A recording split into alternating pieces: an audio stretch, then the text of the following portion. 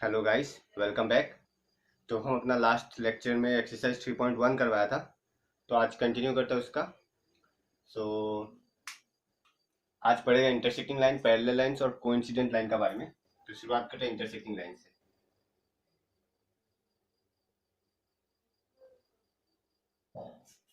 Line, तो intersecting line, suppose हम ये दो लाइन पढ़ता है, ये एक लाइन और ये एक लाइन। तो इस लाइन को इंटरसेक्टिंग बोलता है। क्यों? क्योंकि ये दो लाइन एक पॉइंट में इंटरसेक्ट करता है, एक दूसरे को एक पॉइंट में इंटरसेक्ट करता है, इसलिए ये दो लाइन को इंटरसेक्टिंग लाइन बोलता है। तो हम तुमको पिछला वीडियो में बताया था, इस पॉइंट को हम लोग बोलता है सॉल्यूशन। जो जो पॉइंट में इंटरसेक्ट करता है उस पॉइंट को बोलता है सॉल्यूशन। जिस पॉइंट में इंटरसेक्ट किया वो पॉइंट को ही सॉल्यूशन बोलता है। तो अब ये दो लाइन इंटरसेक्ट किया एक पॉइंट में, ये तो हम लोग ग्राफ बनाएगा तब पता चलेगा।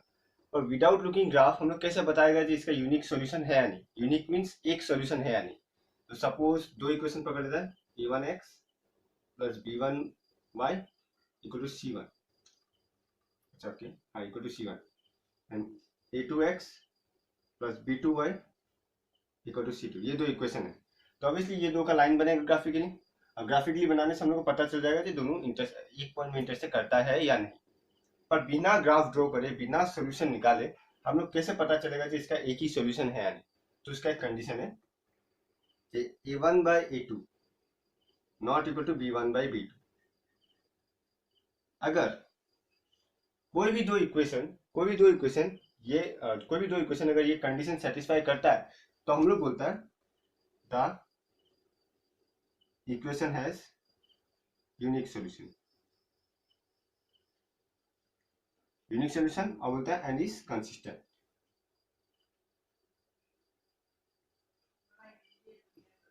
हम लोग बोलता है जिसका यूनिक सॉल्यूशन होता है वही इंटरसेक्टिंग लाइन होता है और वही पेयर ऑफ लाइन कंसिस्टेंट होता है।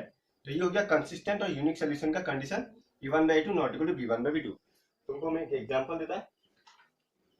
सपोज हम इक्वेशन लेता है x plus 3y equal to 6 and 2x minus 3y equal to 12। अगर देखेगा तुम ये दो लाइन को ग्राफिकली बैठाओ, स्क्रीन में ग्राफ दिया हुआ है, हम स्क्रीन में ग्राफ बना के दिया है, तो स्क्रीन में अच्छे से देखो। ये दोनों लाइन 6,0 पॉइंट में इंटरसेक्ट करता है, 6,0 पॉइंट। तो ग्राफिकली ऑब्वियसली ये दो लाइन 6,0 में इंटरसेक्ट करता है, मींस ग्राफिकली हम लोग बोल सकते हैं ये एक पॉइंट में इंटरसेक्ट करता है और इसका सॉल्यूशन ये है। पर ग्राफ देख के तो पता चल गया ये एक ही पॉइंट में इंटरसेक्ट करता है। पर अगर हम लोग ये कंडीशन बैठाने का ट्राई करें तो तब दिखता है क्या दिया हुआ, x plus 3y equal 6 and 2x minus 3y 12। तो यहाँ देखो हियर a1 कितना है, x का कोफिशिएंट कितना है, 1 है, a1 इक्वल टू 1। b1 कितना है, ऑब्वियसली 3 है एंड c1 कितना है, 6 है। सिमिलरली a2 कितना है, यहाँ पे x का कोफिशिएंट 2, b2 कितना है, ऑब्वियसली y का कोफिशिएंट जो कि -3 है एंड c2 कितना है, ऑब्वियसली 12 है। अब कंडीशन क्या है, तो हम लोग पहले a1 बाई a2 निकाल लेते हैं। सपोज a1 बाई a2 कितना है, 1 बाई 2, b1 बाई b2 कितना होगा, ऑब्वियसली 3 बाई -3 विच इज -1। तो देखिए पता चल रहा है 1 बाई 2 कभी भी -1 के बराबर नहीं होगा। और अगर 1 बाई 2 -1 के बराबर नहीं हुआ मतलब क्या, a1 by a2 not equal to b1 by b2। And obviously अगर ये कंडीशन सेटिस्फाई हुआ है, therefore it is consistent and has unique solution। तो इस टाइप का जितना भी क्वेश्चन है, जहां भी पूछिए जब पता लगाओ इसका यूनिक सॉल्यूशन है या नहीं, तो तुम लोग को बस ये कंडीशन दिखाना है इस टाइप का। और भी कंडीशन है पैरेलल लाइन और कोइंसिडेंट लाइन के लिए, तो जो भी कंडीशन सेटिस्फाई करता है वही कंडीशन के हिसाब से सॉल्यूशन हम लोगों का होगा। तो ये था इंटरसेक्टिंग लाइन का। नेक्स्ट आता है पैरेलल लाइन का।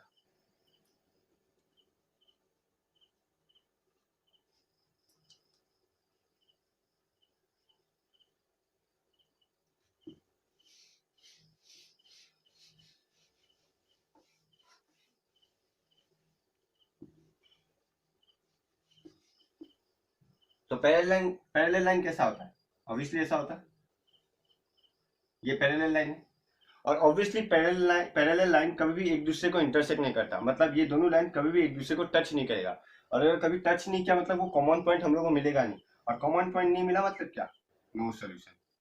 तो पैरेलल लाइन का सोल्यूशन एग्जिस्ट ही नहीं करता।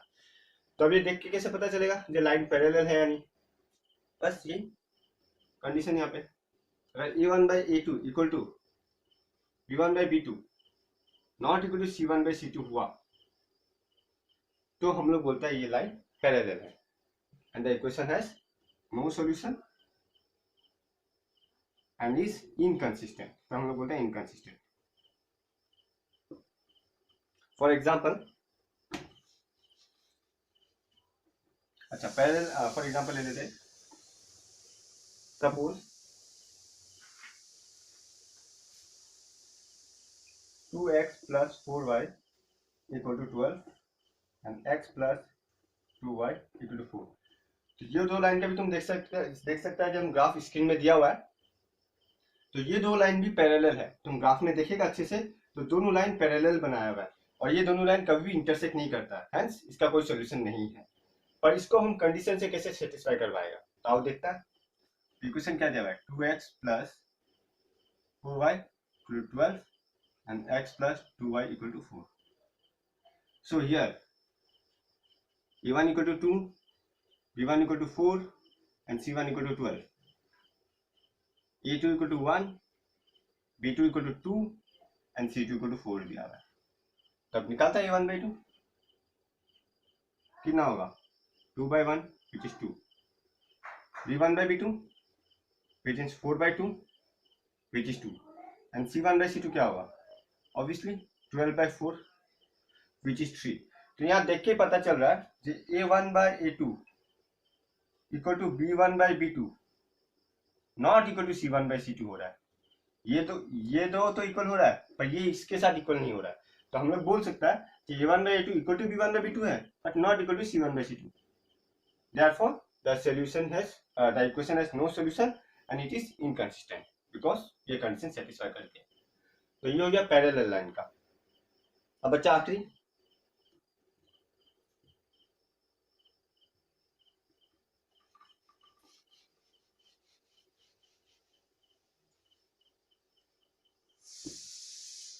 आखिरी क्वेश्चन है कोइंसिडेंट लाइन। कोइंसिडेंट लाइन क्या होता है, ये एक लाइन है और इसका ऊपर एक और line same just back to back, suppose ये एक लाइन हुआ तो इसी का ऊपर दूसरा लाइन, एक का ऊपर एक और लाइन, तो इस टाइप का लाइन को होता है कोइंसिडेंट लाइन। और अगर तुम देखेगा तो ये दोनों लाइन सपोज ऐसे कर देता है, ये दोनों लाइन एक दूसरे को इस लाइन का हर एक पॉइंट में टच करता है, ये जो जहां जहां टच कर रहा है उस सारा लाइन का हर एक पॉइंट है, तो इस टाइप से हम लोग बोल सकता है it has infinite solution. Infinite solution मतलब बहुत सारा सॉल्यूशन है, मतलब एक लाइन दूसरा लाइन के ऊपर इनफाइनाइट पॉइंट्स में टच करता है, so it has infinite solution and it is consistent because at least इसका सॉल्यूशन है। तो कंसिस्टेंट का दो केस है, एक पहला वाला इंटरसेक्टिंग लाइन वाला जिसमें वन सॉल्यूशन होता है, और एक है इनफाइनाइट सॉल्यूशन। दैट मीन्स हम बोल सकता है अगर कंसिस्टेंट है तो एट लीस्ट वन सॉल्यूशन होना ही पड़ेगा। अगर वन सॉल्यूशन है तो यूनिक सॉल्यूशन हो गया, वो इंटरसेक्टिंग लाइन हो गया, और एक से ज्यादा सॉल्यूशन हुआ तो वो इस कैटेगरी में आएगा, और हम लोग कंसिस्टेंट बोलेगा अगर एक से ज्यादा सॉल्यूशन है, और इनफाइनाइट सॉल्यूशन होने से तो कोइंसिडेंट है ही। अब देखते हैं क्राइटेरिया पे, कंडीशन पे। अगर कोइंसिडेंट लाइन होता है तो कंडीशन क्या होगा, a1/a2 equal to b1/b2 equal to c1/c2, ये होना पड़ेगा। Then we can say that the equation has infinite solution and is consistent. ये कंडीशन हुआ कोइंसिडेंट लाइन का। अब एग्जांपल लेते हैं हम लोग, सपोज हम लिया x plus 2y equal to 6 and 2x plus 4y equal to 12। तो ये दो का भी ग्राफ हम स्क्रीन में दिया हुआ है, देखो स्क्रीन में। तो ये लाइन को भी हम लोग बैठाया पॉइंट ए और पॉइंट बी को लेके, और ये लाइन को हम बैठाया पॉइंट ए और पॉइंट बी को लेके, और इस लाइन को बैठाया हम पॉइंट सी और पॉइंट डी को लेके। पर तुम देखिएगा तो पॉइंट ए और point B, point C and point B and point D same है, मतलब ये दोनों एक ही लाइन है, मतलब एक लाइन के ऊपर एक लाइन रिप्रेजेंट कर रहा है। सो कोइंसिडेंट लाइन हो गया, ग्राफ में देख सकता है। सो इसका भी इनफाइनाइट सॉल्यूशन है, बिकॉज एक लाइन दूसरा लाइन को हर एक जगह पे, हर एक पॉइंट पे टच कर रहा है। सो इस टाइप का लाइन को बोलता है कोइंसिडेंट लाइन, और इसका कंडीशन ये है। हम लोग सेटिस्फाई करके देखते हैं कैसे निकालेगा। तो here obviously a1 equal to 1, b1 equal to 2 and c1 equal to 6, a2 equal to 2, b2 equal to 4 and c2 equal to 12। अब देखो a1 by a2 कितना होगा, obviously 1 by 2, b1 by b2 कितना होगा 2 by 4, which is also 1 by 2, and c1 by c2 कितना होगा 6 by 12, जो कि 1 by 2 होता है।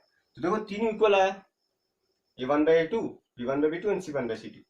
therefore a1 by a2 equal to b1 by b2 equal to c1 by c2। Since तीनों equal आया तो हम लोग बोल सकता है it has infinite solution and it is inconsistent. Question अलग अलग आता है, इनकंसिस्टेंट का अलग अलग पूछता है और इनफाइनाइट सॉल्यूशन का अलग पूछेगा, या कभी कभी दोनों एक साथ भी पूछ सकता है, डिपेंड करता है। ज्यादा मार्क्स का नहीं आता, 2 मार्क्स का आ जाने से। सो बस ऐसे ही निकालना, हियर a1 b1 c1 लिखो, a2 b2 c2 निकालो, और ये तीनों निकाल के देखो। तीनों निकालने के बाद जो भी कंडीशन सेटिस्फाई करता है, हम 3 कंडीशन दिया, एक इंटरसेक्टिंग लाइन, एक पैरेलल लाइन और एक कोइंसिडेंट लाइन का, तीनों में से जो भी कंडीशन सेटिस्फाई करता है उस कंडीशन का हिसाब से आंसर लिखो। तो ये 3 लाइन में इतना था। इसका कुछ एक्सरसाइज करता हूँ, दिखता है।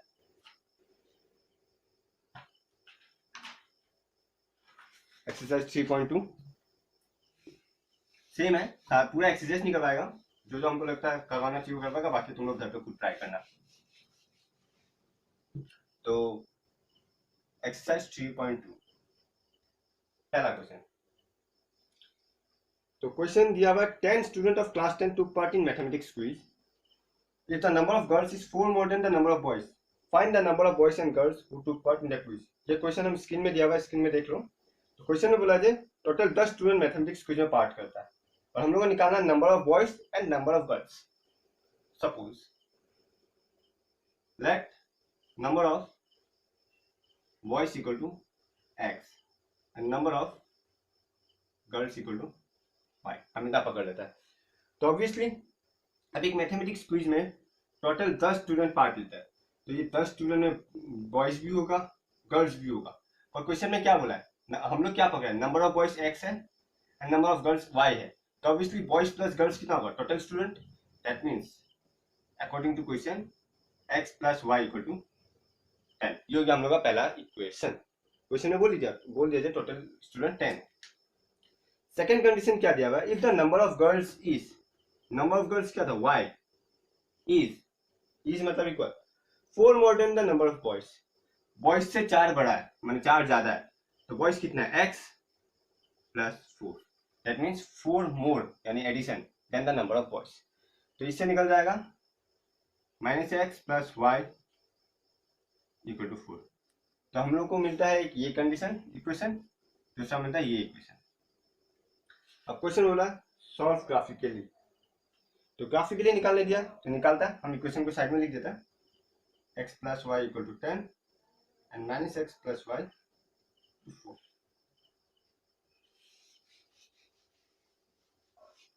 तो सपोज इसको नाम दिया नंबर 1, इसका नाम दिया नंबर 2। तो पहले 1 के लिए हम बॉक्स बनाएगा,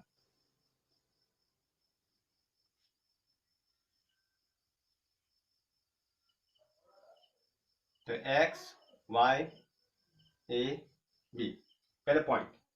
तो obviously when x equal to 0, जब x 0 क्या होगा 1 implies when x equal to 0 plus y equal to 10, that means y equal to 10।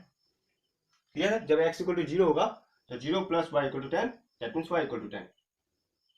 Okay, now when y equal to 0, y equal to 0 से 1 क्या होगा x plus 0 equal to 10, that means x equal to 10। तो obviously जब y equal to 0 होगा x का value भी 10 होगा। तो ये हो गया हम लोग का ए और point A and point B. अब निकालना point C and point D,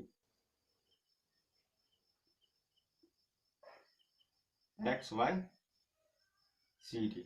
same when X equal to 0, तो 2 implies 0 minus 0 plus 4, sorry plus Y equal to 4। Actually minus नहीं लिखने से बोलता, मतलब 0 मतलब 0 ही होता है, तो यहाँ से पता चलता है वाई इक्वल टू 4। तो जब x 0 होता है वाई इक्वल टू 4 होता है। जब y इक्वल टू 0 होता है तो क्या होगा, and y equal to 0, y equal to 0 मतलब क्या, minus X plus 0 equal to 4, that means minus X equal to 4, that means x equal to minus 4, because minus उस तरफ चला गया, दैट मीन्स माइनस 4। यहाँ पूरा सॉल्व करके बता रहा है, जस्ट लिखना भी ऐसा ही है तुम लोगों को, जैसे जैसे जैसे हम लिखतेगा तुम लिखते जाना। तो हम लोग y इक्वल टू 0 सारा पॉइंट निकल गया, और इसको बैठा के देखते हैं। तो तुम ऑब्जर्व करो यहाँ पे x का वैल्यू क्या क्या है, 0 है, 10 है, 0 है, माइनस 4 है, मतलब x का वैल्यू ज्यादा से ज्यादा इस तरफ 10 और ज्यादा से ज्यादा इस तरफ माइनस 4। जैसे 1 2 3 4 5 6 7 8 9 10, माइनस 1 ये तो 0 हुआ, माइनस 2 माइनस 3 माइनस 4, उसके बाद नीचे।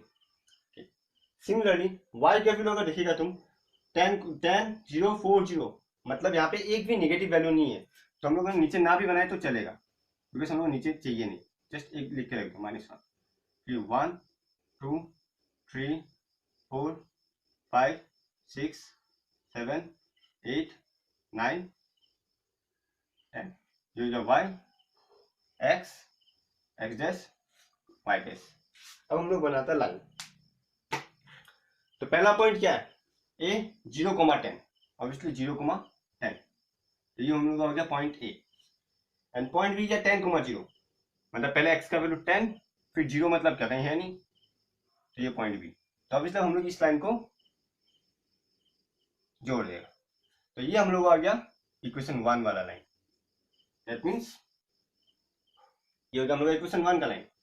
अब नंबर 2 का लाइन का देखो, ये 1 का है, ये 2 का है।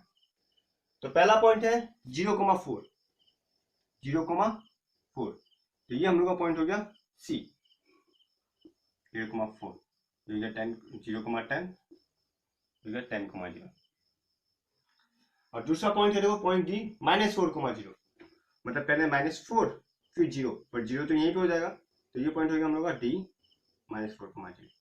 तो ऑब्वियसली अब तुम देखो इसको हम जोड़ेगा, सॉरी इसको जोड़ा, ऑब्वियसली थोड़ा मेरा सॉरी हम गलत लाइन लिया इसलिए,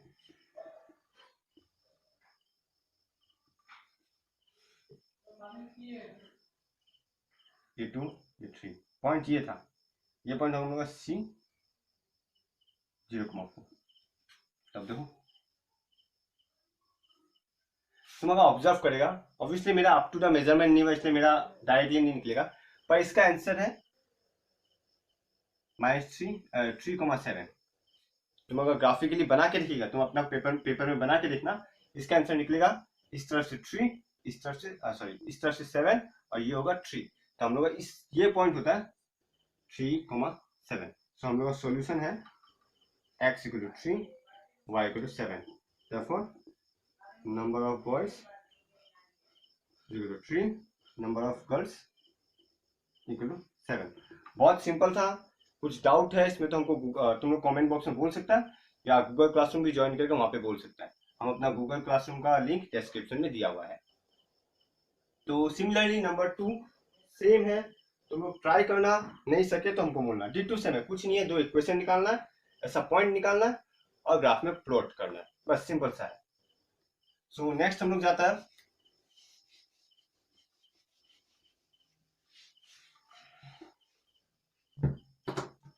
नंबर 2 में क्या बोला है, on comparing the ratios a1/a2 b1/b2 and c1/c2 find whether the following lines are intersecting, parallel और coincident.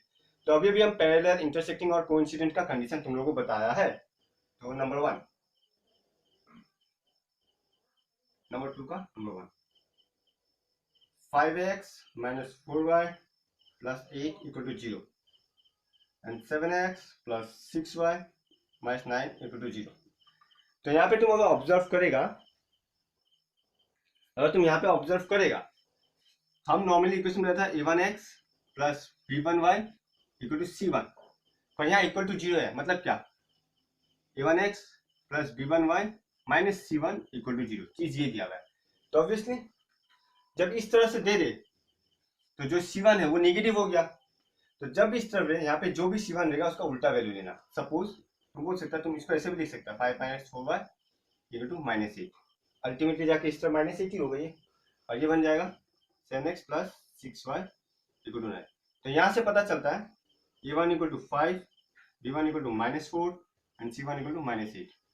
Similarly a2 equal to 7, b2 equal to 6 and c2 equal to 9। तो यहाँ से पता चलता है ये है a1 b1 c1 c2 का वैल्यू।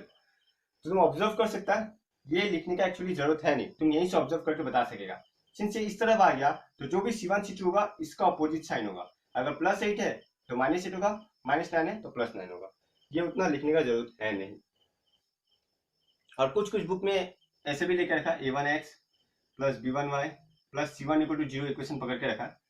तो तुम लोग कुछ में टीचर वैसे भी करवा सकते थे, c1 को यही पकड़ सकता है तो इसको c1 उल्टा पकड़ लेगा माइनस 8 करके, वो भी सही है, ये भी सही है। तुम स्कूल में अगर वैसे करवाया तो तुम वैसा भी कर सकता है, और तुम ऐसा करना चाहता तो ऐसा भी कर सकता है, दोनों सही है, किसी में भी मार्क्स नहीं करेगा। ये डिपेंड करता है इक्वेशन हम लोग कैसे पकड़ा है, तो सही दोनों ही है। हाँ हम लोग फिर करता है। अब a1 b1 c1 a2 b2 c2 हम लोगों को मिल गया, तो हम लोग क्या निकालेगा, a1 बाई a2, a1 5 है a2 7 है 5 by 7, b1 by b2 minus 4 और 6 है, ये काटेगा तो बनेगा minus 2 by 3, c1 by c2 ये हो जाएगा माइनस 8 बाई 9। तो तुम देखेगा, देखे पता चल रहा है ये a1 by a2 not equal to b1 by b2 है, और ये हम लोग का पहला कंडीशन ही है इंटरसेक्टिंग लाइन का, ये हम लोगों का है इंटरसेक्टिंग लाइन का कंडीशन। सो क्लियरली यहां से बोल सकता है द लाइन्स आर इंटरसेक्टिंग। ये था हम लोगों का निकालने का, ये निकालने दे, ये निकालने दे। तो बस सिंपल था, पहले इक्वेशन क्या लिख लेना, वहां से a1 a2 राइट, यार a1 इक्वल टू इतना, b1 c1 ये सब निकाल लेना, देयरफॉर ये सारा कंडीशन, ये सारा वैल्यूज निकालना और देखना ये इक्वल होता है या क्या होता है, जो कंडीशन सेटिस्फाई करेगा वही होगा। तो 2 नंबर का पॉइंट नंबर 2 और पॉइंट नंबर 3 भी डिट्टो सेम है, कुछ कराने लायक नहीं है, तुम लोग घर में ट्राई करना, नहीं सके तो बोलना, बहुत इजी है, एकदम सिंपल, जस्ट टाइटली ऐसे ही निकालना है। तो हम जाते हैं नंबर 3 में। नंबर 3,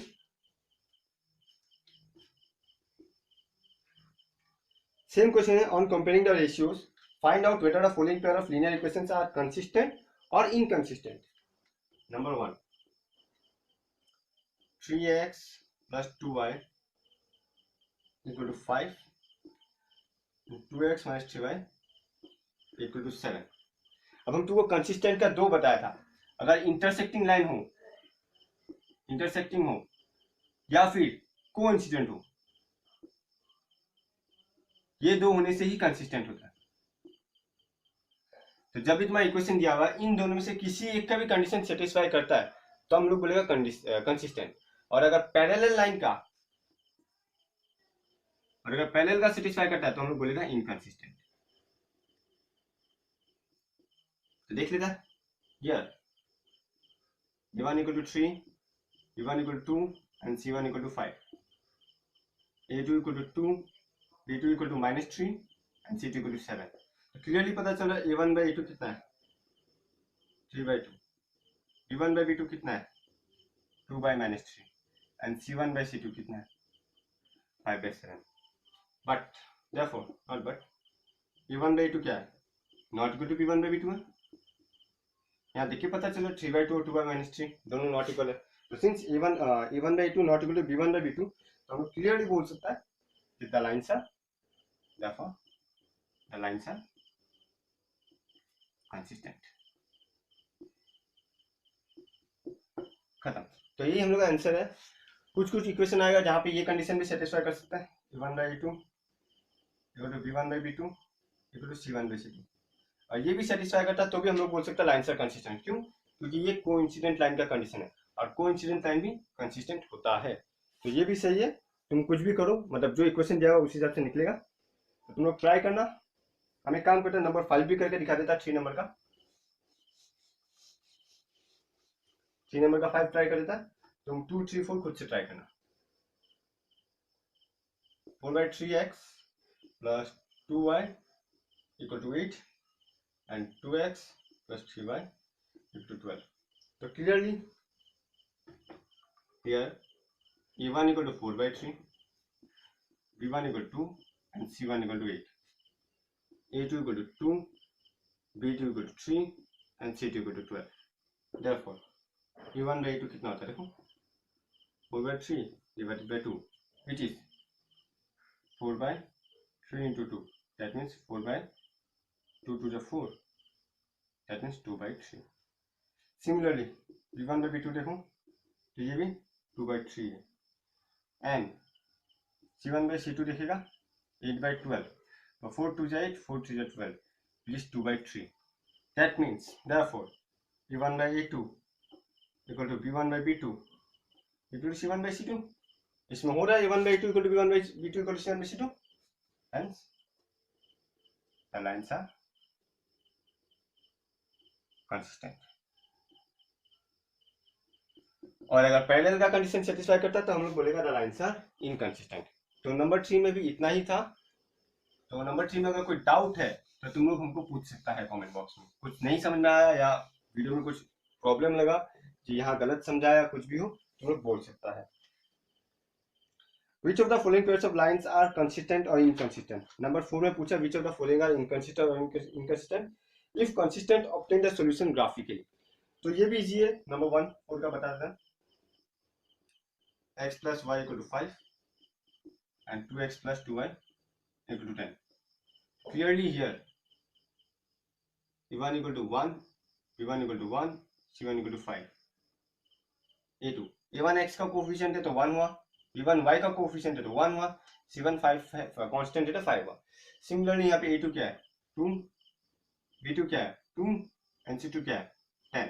Therefore a1/a2 क्या होगा 1/2, b1/b2 क्या है 1/2, c1/c2 क्या है obviously 5/10, which is also equal to 1/2.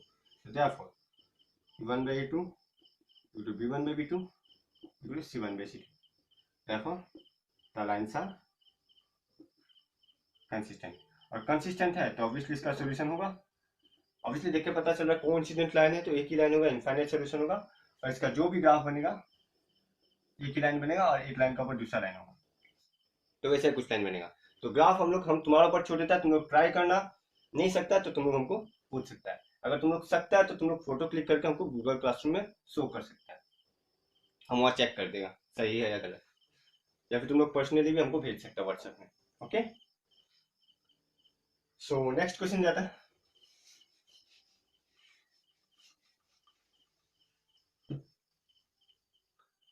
Next question है नंबर 5। इसका क्वेश्चन स्क्रीन में दिया हुआ है, देखो। Half the perimeter of A rectangular garden whose length is 4 meter more than its width is 36 meter. Find the dimension of the garden. Dimension मतलब क्या? Obviously एक रेक्टेंगुलर गार्डन दिया हुआ है तो इसका डायमेंशन ये और ये है, that means length and breadth. तो डायमेंशन मतलब ही लेंथ एंड ब्रेथ ही पूछ रहा है। तो लेंथ ऑफ रेक्टेंगुलर पार्क या rectangular garden bx and breadth of rectangular garden b y. हम लेंथ और ब्रेथ x y पकड़ लिए, तुम लोग l और b भी पकड़ सकते हैं, एक ही बात है। तो क्या बोला? Half the perimeter of A rectangular garden whose length is 4 more than its width. Length is, that means x is according to question 4 more than its width. width अगर y है, width यानी ब्रेथ एक ही बात है, यहाँ पे width बोल दिया। तो y plus 4 विथ और ब्रेथ ऐसे एक चीज नहीं है, पर यहाँ पे विथ ब्रेथ का जगह विथ यूज किया बिकॉज रेक्टेंगुलर चीज तो प्लेन में है, ये हम लोग यहाँ पे बोर्ड में नहीं है। एक पार्क हमेशा मतलब जमीन में होता है, तो वो एक प्लेन में बैठा हुआ है नीचे का तरफ, इसलिए उस हिसाब से विड्थ बोला। ब्रेथ होने से, इस टाइप का रेक्टेंगल होने से ये लेंथ है, ये ब्रेथ बोलता है, पर इस चीज को हम लोग विड्थ बोलता है। तो सिंस वो गार्डन में है, सो गार्डन है इसलिए विड्थ यूज किया है। तो तुम विड्थ भी लिख सकते हो, एक ही बात है। सो x equal to y plus 4 because length is 4 more than width. So x equal to y plus 4 दिया हुआ है। Now also और एक क्वेश्चन क्या दिया, half the perimeter, half into perimeter is 36। बोला half the perimeter of the rectangular garden is 36। अब perimeter क्या होता है, half into 2 length plus width means x plus y which is 36। 2 कर दिया, x plus y equal to 36। पर तुम अगर देखेगा तो तुमको दो इक्वेशन है, एक यहाँ से मिल रहा है x minus Y equal to 4 और x यहाँ से मिल रहा है x plus Y equal to 4। तो तुम ये दो इक्वेशन को ग्राफिकली पुट कर सकता है और सॉल्व कर सकता है। मेरा मानो तुम ये दो को ट्राई करना, 1 और 2 ग्राफिकली ट्राई करना और पुट करना, आंसर निकलता है या नहीं देखना। बट हम विदाउट ग्राफिकली करेगा, सपोज इसी को हम नंबर 1 नाम देता है। तब देखो x का वैल्यू क्या है, y प्लस 4, तो हम x का जगह क्या लिख सकता है, सीधा y प्लस 4 बैठा सकेगा। हम ब्रैकेट में लिख देगा फ्रॉम 1। हम क्या किया देखो, x plus Y equal to 36 मिला, तो x का वैल्यू हमको ऊपर मिला हुआ है, x का वैल्यू क्या मिला, y प्लस 4, तो हम जस्ट x का वैल्यू y प्लस 4 रिप्लेस कर दिया। अब देखो y plus y 2y, 2y plus 4 equal to 36, 2y equal to 36 minus 4 which is 32, that means y equal to 32/2 यानी 16। हम लोग का y 16 मिल गया। जैसे y 16 हुआ, x कितना होगा, x कितना होगा, 1 implies x equal to y plus 4, that means 16 plus 4, that means 20। therefore length of क्या नहीं लिखा, therefore length of rectangular part is garden is 20 metre 16 metre. तो ये हम लोग का फाइनल आंसर है, और तुम अगर ग्राफिकली भी देखेगा तो तुम्हारा ये आंसर निकल जाएगा। तो तुम ग्राफिकली ट्राई करना, और नहीं सकने से हमको इन्फॉर्म कर सकता है तुम। तो अभी हम जो यहाँ पे किया, जो हम जिस तरह से हम अभी ये सॉल्यूशन निकाला, उस सॉल्यूशन को बोलता है सब्स्टिट्यूशन मेथड। उस मेथड को सब्स्टिट्यूशन मेथड, ये हम नेक्स्ट वीडियो लेक्चर में अच्छे से बताएगा सारा मेथड्स। पर अभी हम जो यहाँ पे यूज किया सॉल्व करने के लिए, इस मेथड को बोलता है सब्स्टिट्यूशन मेथड। तो ये हम करवाएगा नेक्स्ट वीडियो लेक्चर में, पूरा करवाएगा इसको अच्छे से, टाइप्स ऑफ मेथड्स को किस किस तरह से हम लोग दो इक्वेशन को सॉल्व कर सकते हैं, सॉल्यूशन कैसे निकाल सकता है, वो सारा मेथड हम करवाएगा। नेक्स्ट जाता है नंबर 6 में।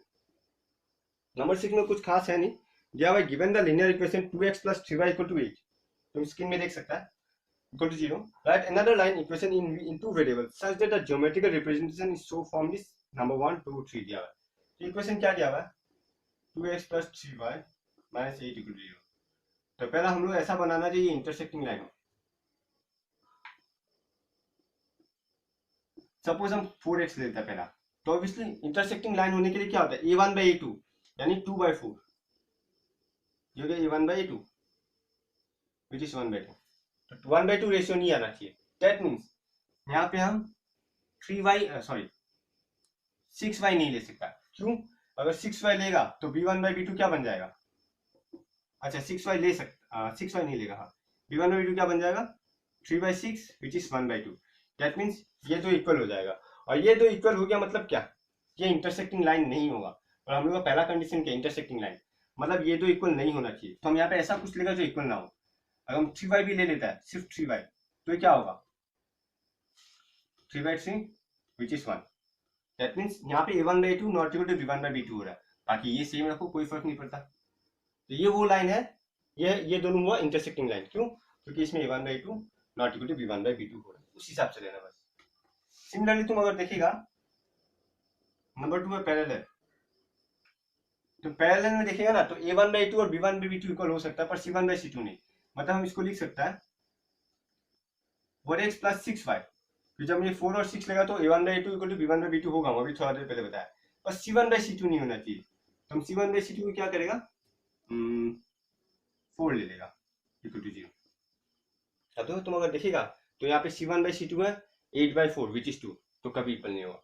तो ये लाइन है पैरेलल का, तुम कुछ भी ले सकता है, 4 का जगह 1 बैठा दो, 2 बैठा दो, चलेगा। इवन 8 भी रखेगा तो भी चलेगा, इसको अगर 8 भी रखता है तो भी चलेगा, कोई गलत नहीं। अब आता कोइंसिडेंट लाइन में। कोइंसिडेंट में क्या है, सारा इक्वल होना पड़ता है। दैट मीन्स तुम ले सकता है 4x plus 6y minus 16 equal to 0। तो तुम अगर देखेगा तो इसमें सारा इक्वल होगा, क्योंकि 2/4 1/2 होता है, 3/6 1/2 होता है, और 8/16 भी 1/2 ही होता है। तो यहाँ पे सारा कंडीशन सेटिस्फाई कर रहा है, तो उस हिसाब से हम ये 3 लाइन बनाया, और ये 3 ही लाइन वैसा है जो इसके साथ अलग अलग कंडीशन सेटिस्फाई करेगा। तो बहुत सिंपल था। Number 7.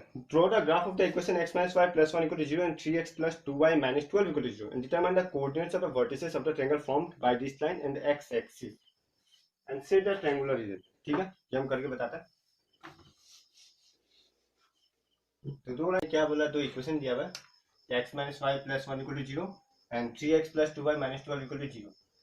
तो इसको ग्राफिकली बैठाना है, बैठा के एक ट्रायंगल फॉर्म होगा, वो ट्रायंगल का वर्टिसेस एंड एरिया को सेट करना। तो ऑब्वियसली हम वही करेगा, व्हेन x इक्वल टू 0, तुम जब यहाँ 0 बैठाएगा तो क्या होगा, 0 minus y plus 1 equal to 0, that means y equal to 1, means minus Y equal to minus 1, y equal to 1। Similarly y equal to 0 बैठा के देखो, when y equal to 0, that means 0 minus x minus 0 plus 1 equal to 0, that means x equal to minus 1। तो देखो minus 1 0, ये point निकला। ये simple है, हम लोग किया ये इस टाइप का कैसे निकालना है। सिमिलरली हम ये पॉइंट भी सारा निकाल लिया, x equal to 0 y equal to 0 equation 2 में बैठा के तुम देखो हम सारा पॉइंट प्लॉट कर लिया। ये पॉइंट हो गया हम लोग का a, ये पॉइंट हो गया b, सिमिलरली ये हो गया c, ये हो गया d, दोनों को जोड़ दिया। जोड़ने के बाद तुम देखिएगा ये पॉइंट यहाँ पे इंटरसेक्ट करता है 3,2 में, ऑब्वियसली करता है इंटरसेक्ट। और तुम जब देखेगा तो आप टू द मेजरमेंट तुम बैठा के देखना यहीं पे इंटरसेक्ट करेगा। तो ये ट्रायंगल फॉर्म हो रहा है, ये ट्रायंगल फॉर्म हो रहा है। और ये ट्रायंगल फॉर्म हो रहा है मतलब इसका वर्टिसेस क्या क्या है, ये है, सपोज इसको हम नाम दे देता डी, सॉरी ई, इसका नाम था ई। तो एक वर्टिसेस है ई 3,2, दूसरा ट्रायंगल का वर्टिसेस ये डी पॉइंट ही है, और डी पॉइंट हम लोग का क्या था 4,0, और एक वर्टिसेस हम लोग का ये बी पॉइंट, और बी पॉइंट क्या था -1,0। हम लोग ये 3 पॉइंट ही है वर्टिसेस ऑफ द ट्रायंगल। जो ट्रायंगल फॉर्म हुआ वो ट्रायंगल का यही 3 वर्टिसेस है। और सेट द एरिया बोला, ये एरिया सेट कर दो, ये सेट करने से हो जाएगा। तो यही ट्रायंगल हम लोग का फॉर्म होता है, और हम लोग का पॉइंट निकल गया। बहुत सिंपल था, सीधा ग्राफिकली था। तो ग्राफिकल रिप्रेजेंटेशन का पार्ट यहीं पे खत्म होता है। नेक्स्ट लेक्चर में हम टाइप्स ऑफ माने इक्वेशंस को कितने मेथड, 3 मेथड से सॉल्व कर सकता है, तो वो 3 मेथड एक्सप्लेन करेगा।